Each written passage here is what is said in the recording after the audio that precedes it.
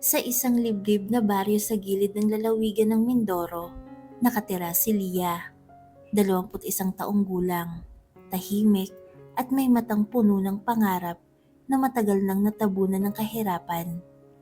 Maaga siyang nawalan ng ina at ang ama niyang mangingisda ay nabaon sa utang dahil sa sakit. Isang gabi narinig ni Lia ang usapan ng ama at ng tiyuhin niyang si Mang Ruben. 100,000. Mahina, ngunit mabigat ang boses ni Mang Ruben. Matanda na yun, pero may pera. Dugtong niya. Nanlamig ang katawan ni Lia. Hindi na niya kailangang itanong kung sino ang tinutukoy. Kilala sa baryo ang Don Armando. Isang matandang negosyante na may masamang reputasyon, mayaman, ngunit kinakatakutan. Isang beses lang, sabi ng ama, halos umiiyak. Para sa operasyon ko. Doon na unawaan ni Lia ang lahat. Ibinenta siya. Walang iyak, walang sigaw. Sa loob-loob ni Lia tila matagal na niyang alam na darating ang araw na ito. Tatanggapin ko, mahina niyang sabi kinabukasan. Pero pagkatapos nito, pakawalan niyo na ako. Hindi makatingin ang ama niya sa mga mata niya. Sa halagang katumbas ng isang lumang bangka, isinuko ang kinabukasan ng anak. Dinala si Lia sa Maynila, sa isang mansyong mas malaki pa sa buong baryo nila. Doon niya unang nakita si Don Armando. Puting buhok, malamig ang titig at walang emosyon ang mukha. Ngunit sa araw ding iyon, may isang hindi inaasahang pangyayari ang nagbago ng lahat. Habang nag-uusap sina Don Armando at ang mga tauhan niya, biglang dumating ang isang lalaking nakaitim na suit. Tahimik, matangkad, at may presensyang agad mong mararamdaman. Siya, si Adrian Velasco, isang kilalang bilyonaryong negosyante. Tahimik sa media, ngunit makapangyarihan sa mundo ng negosyo. Hindi ako pumunta rito para sa deal na yan. Malamig na sabi ni Adrian. Pumunta ako para bilhin. Siya. Napatigil ang lahat. Hindi siya bagay na binibenta. Dugtong niya. Sabay tingin kay Lia. Hindi may pagnanasa, kundi may pagtataka at awa. Nagtaasan ang kilay ng matanda. Alam mo bang sinasabi mo? Alam ko, sagot ni Adrian. At babayaran ko ng triple. Hindi makapaniwala si Lia.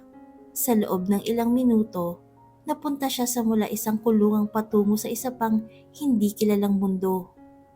Nilapitan siya ni Adrian. Hindi kita sasaktan. Hindi kita aariin. Binili kita para palayain. Bakit? Nanginginig niyang tanong. Dahil walang tao ang dapat ibenta. Sagot nito. Sa araw ding yun, nilisan nila ang mansyon.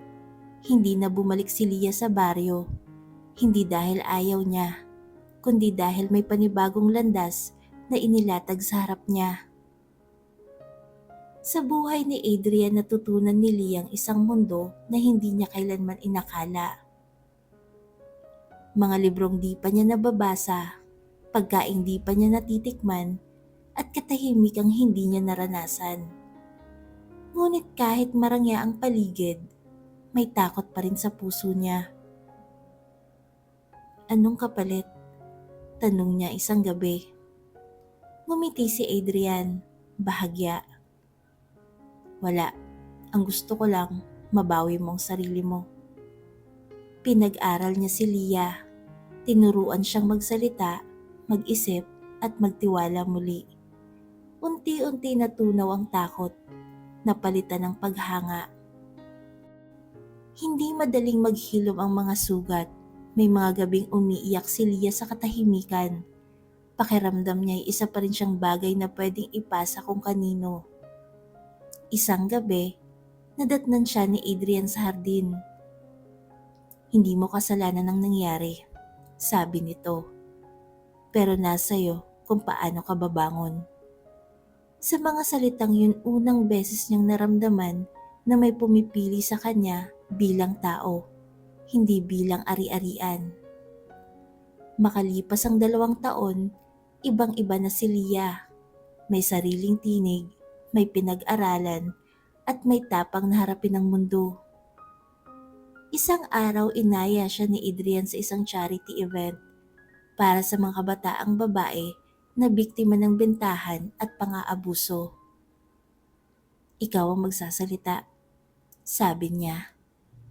Nanginginig man, humarap si Lia sa entablado. Ako si Lia, panimula niya. Isang babaeng minsang ibinenta, pero piniling mabuhay. Hindi nila namalayan kung kailan nagsimulang tumibok ang damdamin. Walang pilitan, walang kapalit. Isang simpleng hapunan, isang tahimik na gabi. Mahal kita, sabi ni Adrian, walang drama. At ngayon ko lang sinabi dahil sigurado akong malaya ka. Ngumiti si Lia, may luha sa mata. Ngayon ko lang din naramdaman na mahal ako ng walang presyo. Hindi naging perpekto ang buhay ni Lia ngunit naging sarili niya ito. Mula sa dalagang ibinenta, naging babaeng tumayo, lumaban at nagtagumpay. At sa bawat batang babaeng natutulungan niya ngayon, iisa ang sinasabi niya, ang halaga mo ay hindi kailanman nasusukat sa pera.